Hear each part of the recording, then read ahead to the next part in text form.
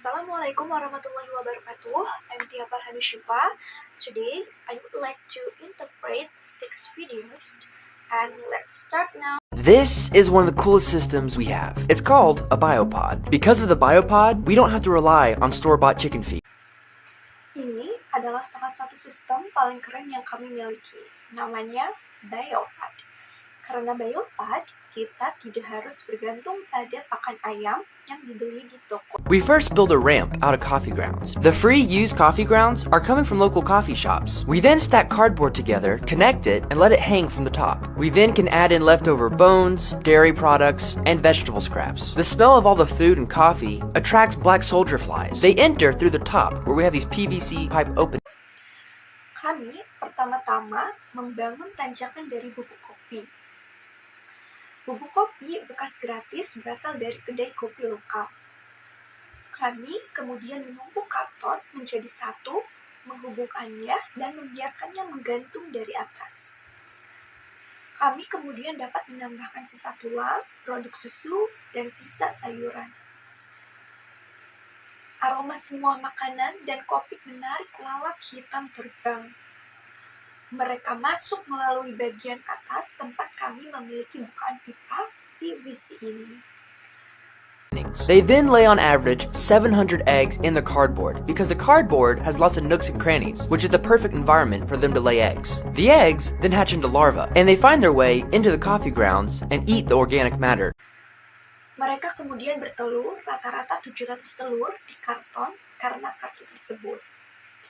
Papan memiliki banyak sudut dan celah yang merupakan lingkungan sempurna bagi mereka untuk bertelur. Telur-telur tersebut kemudian menetas menjadi larva dan mereka menemukan jalan ke dalam bubuk kopi dan memakan bahan organik. When the larvae are ready to turn into their fly form, they'll start to move upward searching for soil because they know that they're in a food source, not soil, and it's soil that they'll have to stay in for about a month until they can turn into flies. As they move upwards, they fall into the bucket, which means they self-harvest themselves for us. Chickens need leafy greens, grains, and protein. We can grow the other two, and now we can also grow the protein. Saat larva siap berubah menjadi bentuk lalat, mereka akan mulai bergerak ke atas mencari tanah karena mereka tahu bahwa mereka berada di sumber makanan, bukan tanah. Dan di tanah itulah mereka harus tinggal selama sekitar 1 bulan sampai mereka bisa berubah menjadi lalat. Saat mereka bergerak ke atas, mereka jatuh ke dalam ember, yang berarti mereka memanen sendiri. Bagi kami, ayam membutuhkan sayuran hijau, biji-bijian, dan protein. Kami dapat menumbuhkan 2 lainnya, dan sekarang kami juga dapat menumbuhkan proteinnya. Three things that immediately increase your metabolism. If you don't know me, my name is Justin Alt and I heal slow metabolisms for a living. 3 hal yang dapat meningkatkan metabolismemu secara langsung. Jika kamu tidak tahu saya, nama saya Justin Alt, dan saya menyembuhkan metabolisme yang lambat untuk tetap hidup. Body storing excess fat that you can't seem to lose even if you're exercising and cutting calories, you're probably one of the 88% of Americans with some form of clinical metabolic dysfunction. Jika tubuhmu menyimpan kelebihan lemak yang tampaknya tidak dapat kamu hilangkan, bahkan jika kamu berolahraga dan mengurangi kalori, kamu mungkin salah satu dari 88% orang Amerika yang mengalami disfungsi metabolisme klinis.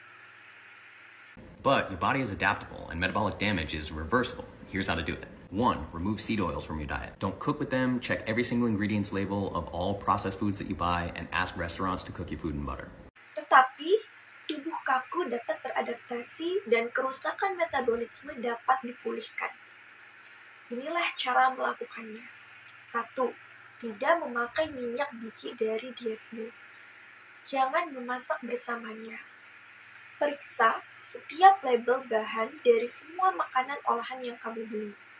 Dan mintalah restoran untuk memasak makanan dan mentega milik kamu. Butter. Seed oils are literally used to fatten up livestock on fewer calories. They're not just bad for your health, they're ruining your metabolism. Minyak Biji secara harfiah digunakan untuk menggemukkan ternak dengan kalori lebih sedikit. Mereka tidak hanya buruk untuk kesehatanmu, mereka merusak metabolismemu. 2. Get 1 gram of protein per pound of ideal body weight. If you want to weigh 130 pounds, eat at least 130 grams of protein per day. If this seems hard to you, then I guarantee you're already under-eating and your metabolism is suffering from a lack of nutrients. 2. Dapatkan 1 gram protein per pound berat badan ideal. Jika kamu ingin menimbang 130 pound, maka setidaknya 130 gram protein per hari. Ini tampaknya sulit bagimu, maka saya jamin kamu sudah kurang makan dan metabolismemu menderita kekurangan nutrisi. One of the ways that under-eating can actually cause you to store fat. 3. Trade your processed foods out for whole foods. Studies show that your body burns more when you're eating whole foods rather than processed foods, even if you're eating the same number of calories. Ini adalah salah satu cara makan yang kurang benar-benar dapat menyebabkanmu menyimpan lemak. 3. Tukarkan makanan olahanmu dengan makanan utuh. Studi menunjukkan bahwa tubuhmu membakar lebih banyak saat kamu mengonsumsi makanan utuh daripada makanan olahan. Bahkan jika kamu mengonsumsi jumlah kalori yang sama. What if doing well in school and in life depends on much more than your ability to learn quickly and easily? I started studying kids and adults in all kinds of super challenging settings. And in every study, my question was, who is successful here and why? Bagaimana jika berprestasi baik di sekolah dan dalam kehidupan tidak hanya bergantung pada kemampuan Anda untuk belajar dengan cepat dan mudah? Saya mulai mempelajari anak-anak dan orang dewasa dalam berbagai situasi yang sangat menantang. Dan di setiap studi, pertanyaan saya adalah, siapa yang sukses di sini dan mengapa? My research team and I went to West Point Military Academy. We tried to predict which cadets would stay in military training and which would drop out. We went to the National Spelling Bee and tried to predict which children would advance farthest in competition. Tim peneliti saya dan saya pergi ke Akademi Militer West Point. Kami mencoba memprediksi kadet mana yang akan tetap mengikuti pelatihan militer dan mana yang akan keluar. Kami pergi ke Spelling Bee National dan mencoba memprediksi anak mana yang akan maju paling jauh dalam kompetisi. Private companies asking which of these salespeople is going to keep their jobs and who's going to earn the most money. In all those very different contexts, one characteristic emerged as a significant predictor of success. And it wasn't social intelligence, it wasn't good looks, physical health, and it wasn't IQ. It was grit. Kami bermitra dengan perusahaan swasta bertanya, mana dari tenaga penjualan ini yang akan mempertahankan pekerjaannya? Dan siapa yang akan mendapatkan yang paling banyak? Dalam semua konteks yang sangat berbeda itu, satu karakteristik muncul sebagai prediktor kesuksesan yang signifikan. Dan itu bukan kecerdasan sosial, itu bukan ketampanan, kesehatan fisik, dan bukan IQ, tapi itu grit. Grit is passion and perseverance for very long-term goals. Grit is having stamina. Grit is sticking with your future, day in, day out, not just for the week, not just for the month, but for years, and working really hard to make that future a reality. Itu grit. Grit adalah semangat dan ketekunan untuk tujuan jangka panjang. Grit memiliki stamina. Grit bertahan dengan masa depan Anda. Hari demi hari, tidak hanya selama seminggu, tidak hanya selama sebulan, tetapi selama bertahun-tahun dan bekerja sangat keras untuk mewujudkan masa depan itu. A few years ago, I started studying grit in the Chicago public schools. I asked thousands of high school juniors to take grit questionnaires, and then waited around more than a year to see who would graduate. Turns out that grittier kids were significantly more likely to graduate, even when I matched them on every characteristic I could measure. Things like family income, standardized achievement test scores, even how safe kids felt when they were at school. So it's not just at West Point or the National Spelling Bee that grit matters, it's also in school, especially for kids at risk for drop. Beberapa tahun yang lalu, saya mulai mempelajari grit di Sekolah Umum Chicago. Saya meminta ribuan siswa SMA untuk mengisi kuesioner grit, dan kemudian menunggu lebih dari setahun untuk melihat siapa yang akan lulus. Ternyata, anak-anak yang lebih gigih secara signifikan lebih mungkin untuk lulus. Bahkan, ketika saya mencocokkan mereka dengan setiap karakteristik yang dapat saya ukur, hal-hal seperti pendapatan, keluarga, nilai-nilai tes pencapaian standar, bahkan seberapa aman perasaan anak-anak ketika mereka berada di sekolah. Jadi, bukan hanya di West Point atau National Spelling Bee, yang penting itu juga di sekolah, terutama untuk anak-anak yang berisiko putus sekolah. Every day, parents and teachers ask me, how do I build grit in kids? So far, the best idea I've heard about building grit in kids is something called growth mindset. This is an idea developed at Stanford University by Carol Dweck, and it is the belief that the ability to learn is not fixed, that it can change with your effort. Setiap hari, orang tua dan guru bertanya kepada saya, bagaimana cara membangun ketabahan pada anak-anak?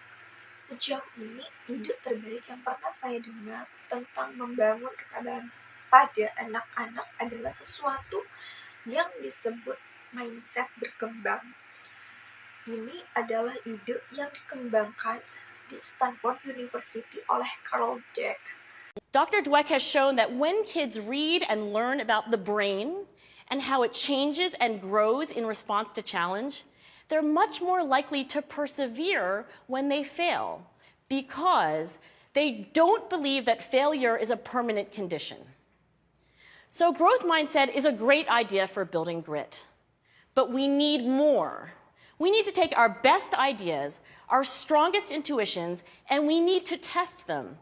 We need to measure whether we've been successful, and we have to be willing to fail, to be wrong, to start over again with lessons learned.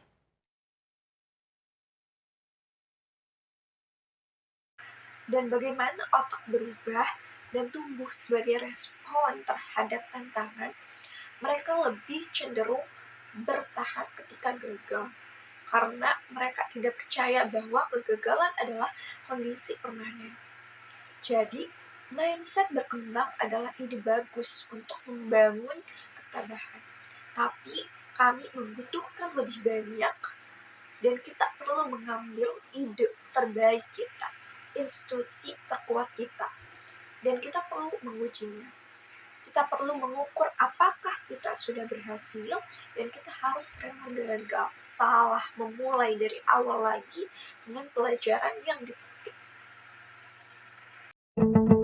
Beberapa video menakjubkan seperti ini mungkin pernah kalian lihat. Yap, mereka adalah anak-anak kecil di Jepang yang membungkuk ke arah pengendara. Mereka memberi hormat dan terima kasih karena telah diberi jalan untuk menyeberang. Tindakan yang mengagumkan, bukan? Sementara di belahan dunia lain, hal seperti ini adalah tindakan aneh dan lucu.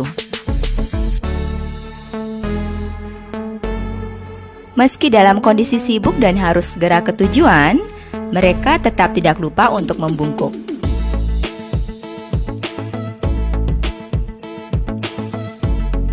Tidak hanya itu, terhadap robot pun anak kecil di Jepang memberi hormat.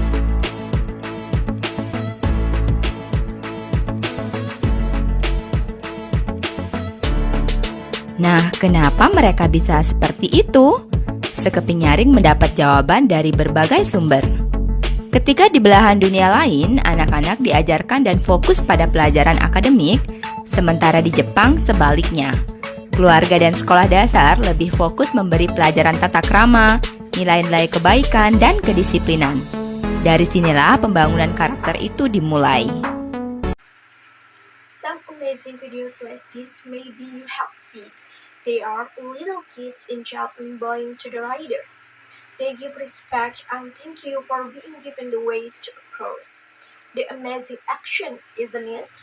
While in other parts of the world, things like this is a strange and funny action, even though they are busy and have to hurry to their destination, and they still don't forget to bow.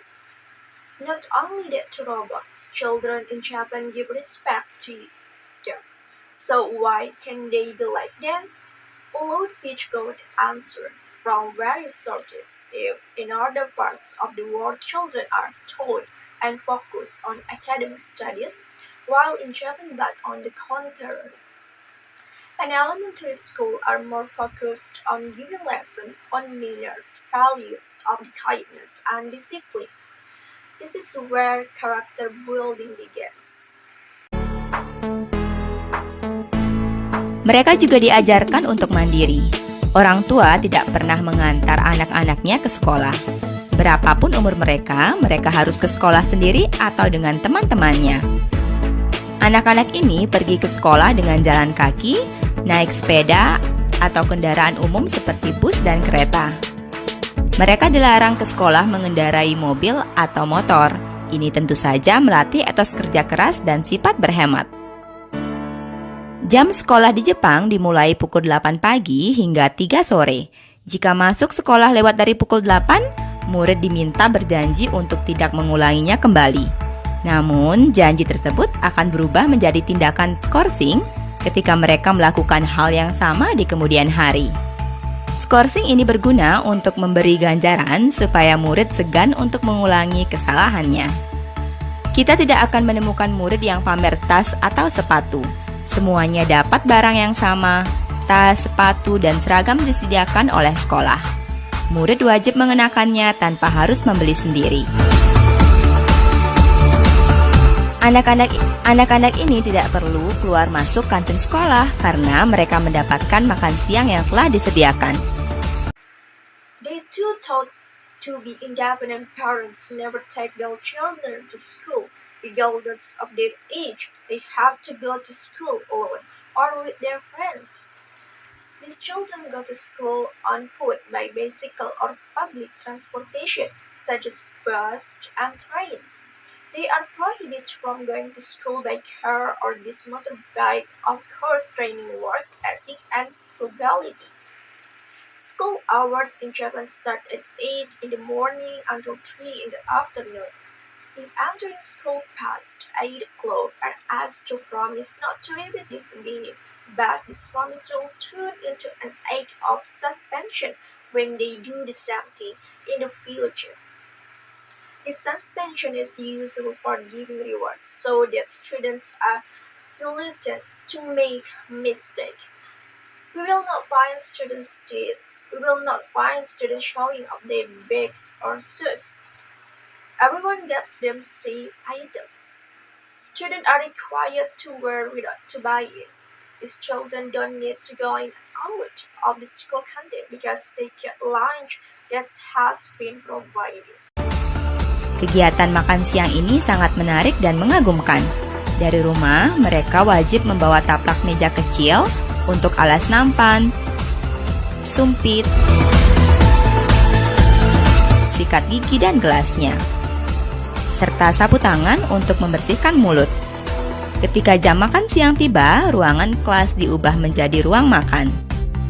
Murid-murid ini dibagi ke dalam beberapa grup. Ada yang bertugas mengatur dan menyiapkan meja makan, sementara grup lain mengambil makanan ke dapur sekolah. This lunch activity is very interesting and amazing from home. They are required to bring a small tablecloth for the tray, chopstick, toothbrush, and a glass, and to clean their mouths during mealtime. At noon, the classroom was changed to the dining room. The students were divided into several groups, and some were in charge of setting and preparing the dining table. while the other group took food the school kitchen.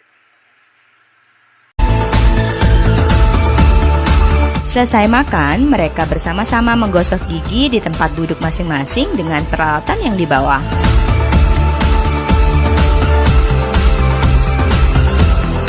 Mereka juga wajib merapikan alat-alat makannya, merapikan dan mengumpulkan sampah yang bisa didaur ulang, membersihkan piring, nampan, dan lain-lainnya dari sisa-sisa makanan.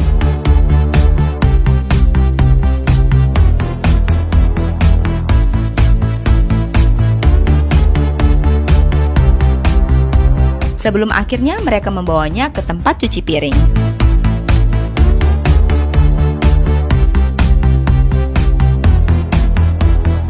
Sebelum mengakhiri jam sekolah, anak-anak ini wajib membersihkan ruangan kelasnya masing-masing. Beberapa di antaranya juga membersihkan sudut-sudut sekolah yang lain.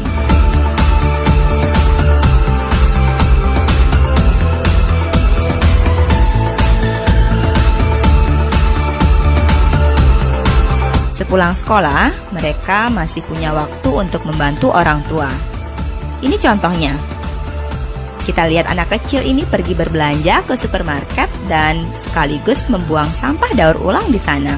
Sendirian.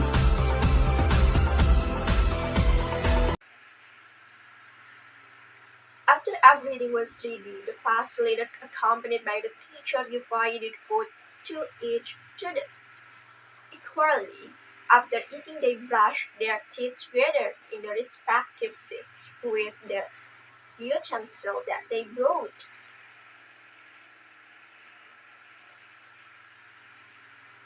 And then they collected recycled waste, the cleaning tray, cleaning pad, and other things from food lids before they finally brought into the dishwasher.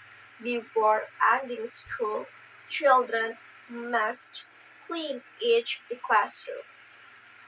Some of them clean up the corner of other school. After school, they still have time to help parents. This is an example. We see this little kid goes to shopping to the supermarket, and at this time the tram throw the bicycle being carried by itself. Also,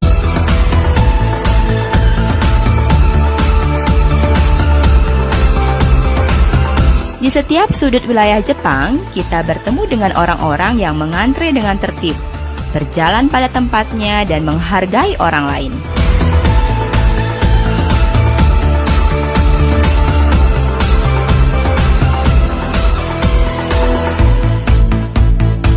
Kita lihat antrean di depan gerbong kereta ini.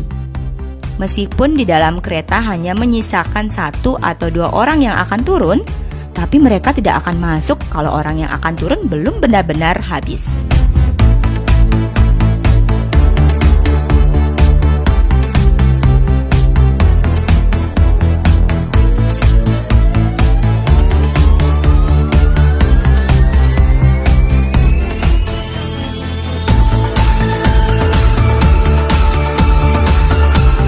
Di eskalator ini kita lihat penuh sesak, tapi tidak ada satupun yang menyerobot jalur.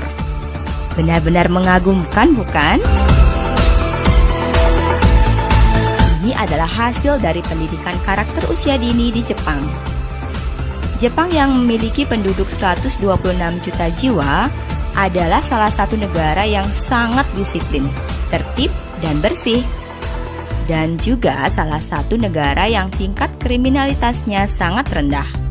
Ini membuktikan bahwa pendidikan karakter di rumah, sekolah, dan di masyarakat sangat penting.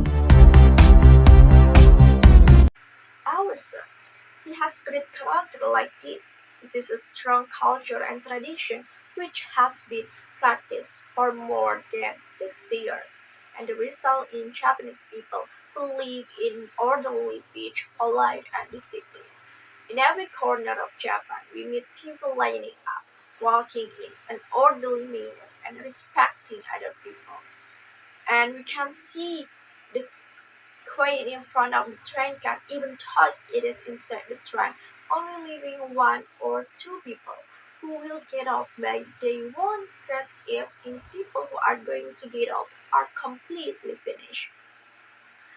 We see the escalator is growing, but no one decks it line is really amazing, isn't it? This is result of early childhood character education in Japan, which has a population of 126 million, is one of the countries with an orderly and clean system, and also one of the countries with a very low crime rate.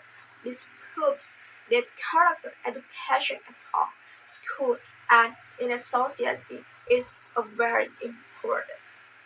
5 program kerja yang bisa bawa kamu ke luar negeri tanpa biaya banyak. Let's get! Pertama ada Working Holiday Visa. Nah, jadi ini adalah program di mana kalian bisa bekerja juga sambil liburan ya. Australia ini adalah salah satu negara yang paling terkenal dengan Working Holiday Visa. Tapi nggak cuma Australia, karena ada juga New Zealand dan Kanada. Persyaratannya apa aja? Persyaratannya minimal 18 tahun, maksimal 30 tahun ya usia kalian. Yang kedua, memiliki kemampuan bahasa Inggris yang bagus, yang baik. Yang ketiga, memiliki paspor ya. Lalu sehat walafiat dan mampu bekerja. 5 work programs that can take you abroad without mileage. First, there is a working holiday visa. So, this is a program where you can also work while on vacation. Australia is the most famous working holiday visa. It's not only Australia, but there are New Zealand and Canada. What are the requirements?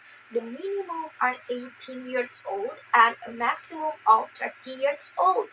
And secondly, have good English skills, passport, and always healthy and able to work. Kedua ada au pair. Aku sebagai alumni au pair, jadi au pair ini adalah program pertukaran budaya. Simpelnya adalah kalian tuh tinggal dalam 1 tahun bersama dengan orang tua asuh ya. Jadi kayak simbiosis mutualisme aja. Kalian bantuin mereka buat jaga anak.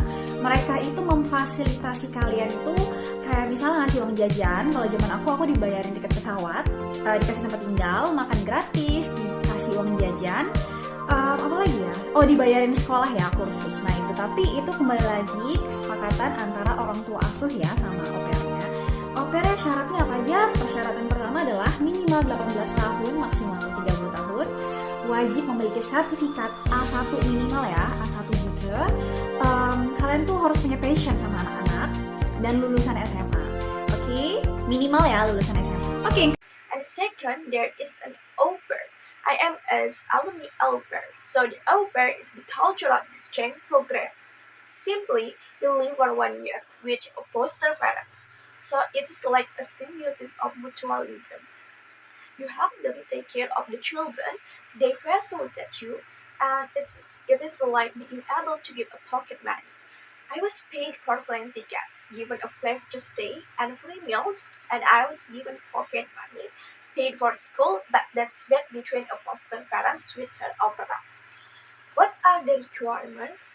The first requirement is at least 18 years old and maximum 30 years old.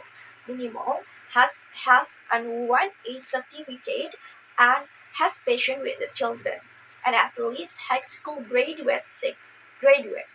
And Atau FSJ ya. Jadi BFD ini adalah program sosial di mana kalian bekerja di bidang sosial selama kurang lebih 1 tahun.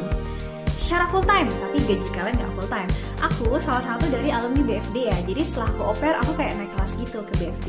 Di BFD ini kalian boleh pilih bisa kerja di bidang sosialnya, atau misalnya kalian bisa kerja di TK, di rumah sakit, di panti jompo, di panti asuhan, atau misalnya di sekolah berkebutuhan khusus. Persyaratannya apa aja? Persyaratan yang pertama, memiliki kemampuan bahasa Jerman ya, sertifikat minimal A2, oke? Dan memiliki passion di bidang sosial. And second, there is an BFD. It's a social program where you work is the social for about a year. And full-time, but the salary is not full-time. I am one of the BFD alumni, so after au pair, I am like up again to the BFD. In the BFD, you can work in the social. For example, you can work in the kindergarten, hospital, nursing homes, orphanage, or in a school with special need. What are the requirements? The first, have German language ability and a minimum certificate A2. and has passion in the social. Selanjutnya ada Ausbildung. Jadi Ausbildung ini adalah program di mana kalian sekolah sambil bekerja ya. Contoh 3 hari kerja, 2 hari sekolah. Intinya adalah di Jerman kalau kalian mau jadi guru TK atau jadi suster tuh kan hanya mengikuti program Ausbildung yang berdurasi 2 sampai 3,5 tahun ya atau 4 tahun. Jadi tergantung profesi apa yang kalian tekuni. Nah, untuk gaji program Ausbildung ini range-nya kurang lebih 500 euro neto sampai 1000 euro neto. Persyaratannya adalah minimal sertifikat bahasa ya B1. Tapi kalau kalian bisa punya B2 atau C1 itu akan jadi nilai plus. Kalau kalian pernah magang di mana kalian lampirin juga sertifikatnya. Next, Ausbildung. Ausbildung is the program where you go to school while you work. For example, 3 working days or 3 school days. And the point is Germany, if you want to be a kindergarten teacher, you just take part in the Ausbildung program, which lasts 2 or 3.5 years or 4 years. So it depends on what the profession you are interested in. For the salary Ausbildung program, its range is around 500 net to 1,000 euro. The requirement language certificate B1 minimum, but if you got C1 or C2, it will be a plus. The certificate in the same place is attached. And the last. Nah, yang terakhir itu ada G2G ya, government to government. Jadi ini adalah salah satu kebijakan pemerintah dengan pemerintah lainnya yang sering aku dengar itu Korea Selatan terkait dengan penempatan tenaga kerja Indonesia. Nah, simpelnya adalah kalau kalian perawat di Indonesia, kalian bisa bekerja juga sebagai perawat di negara yang punya program G2G ini ya. Selain Korea Selatan, aku juga sempat dengar Jerman juga membuka program G2G. Jadi teman-teman yang mau bekerja di Jerman gak harus Ausbildung lagi, kalian bisa mengikuti program G2G. Info lebih lanjutnya akan aku tulis di deskripsi di bawah ya, ada linknya juga. Oke, semoga bermanfaat.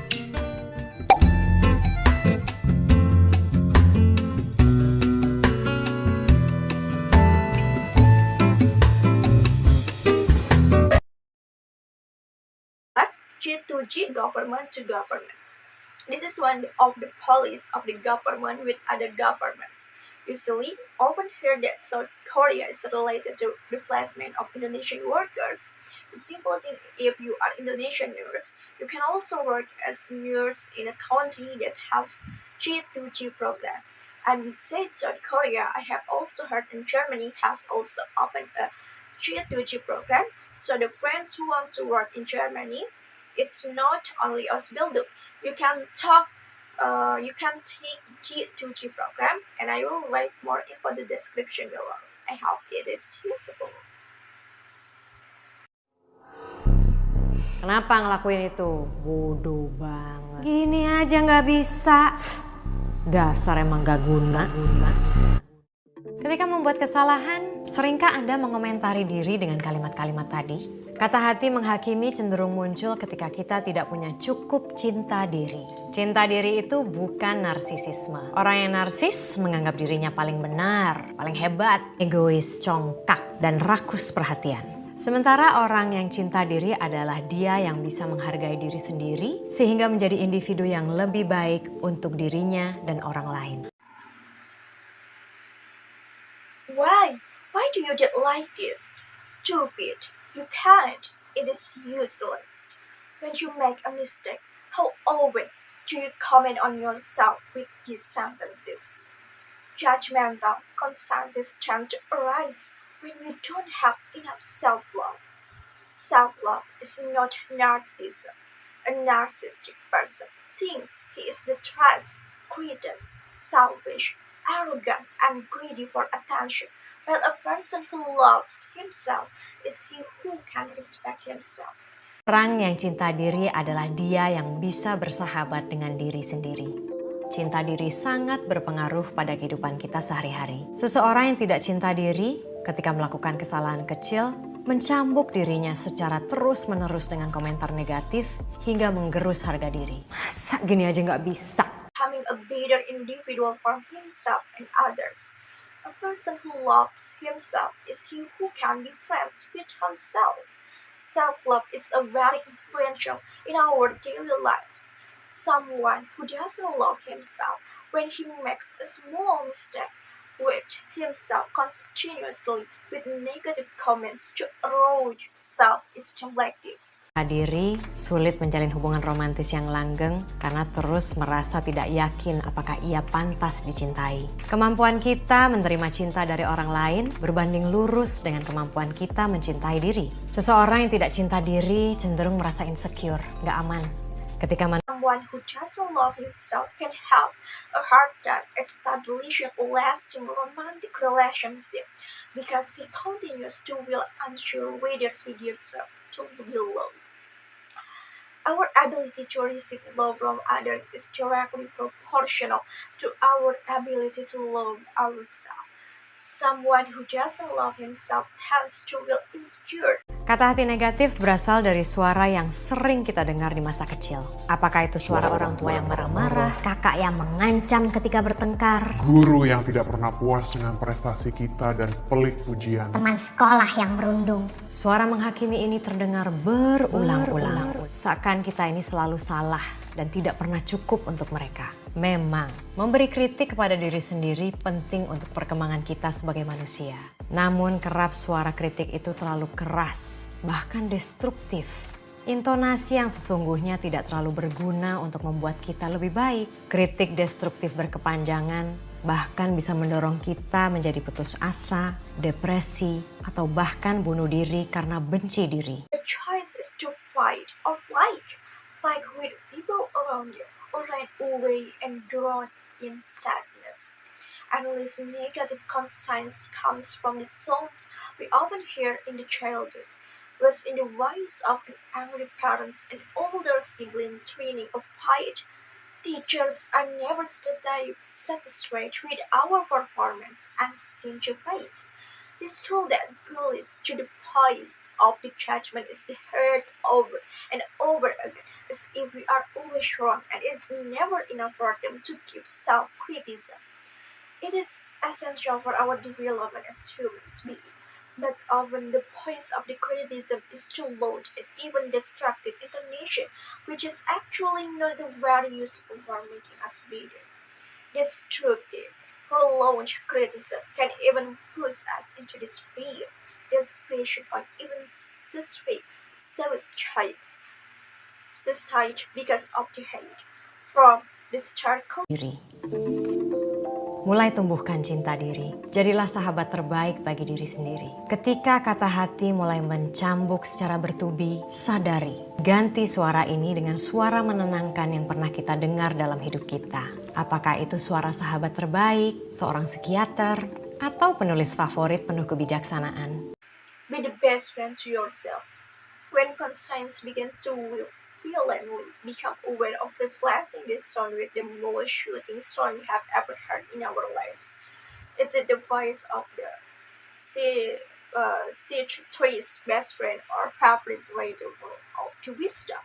A healthy conscience. Yang sehat itu seperti suara yang datang dari hakim yang bijaksana. Seseorang yang bisa membedakan mana yang baik dan buruk, tapi juga bisa memaafkan, adil, akurat dalam memahami masalah, sehingga bisa membantu kita mencari jalan keluar. Nah, bagaimana mulai menjadi sahabat atau hakim yang bijaksana bagi diri sendiri?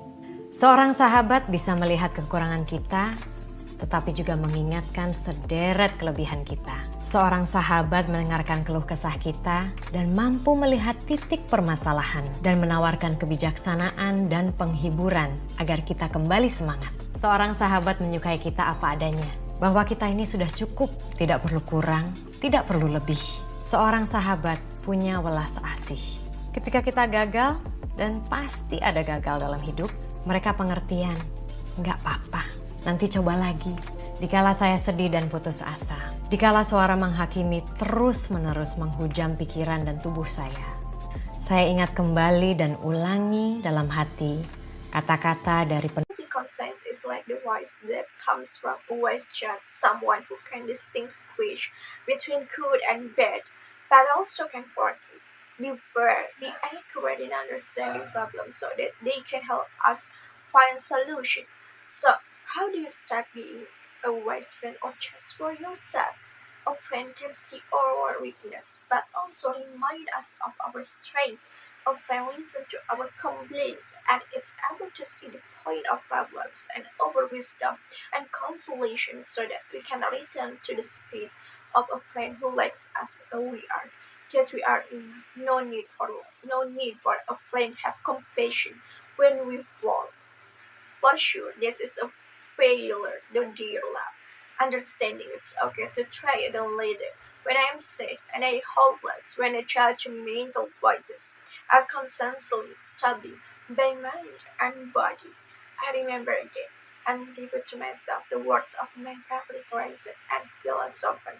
And it's okay. You have tried to do your best. What's happened is open beyond your control. It's this time the result are disappointing. There is still tomorrow to try again. If we have been able to be good friends to the love our ones around us, why not train ourselves to be best friends to ourselves?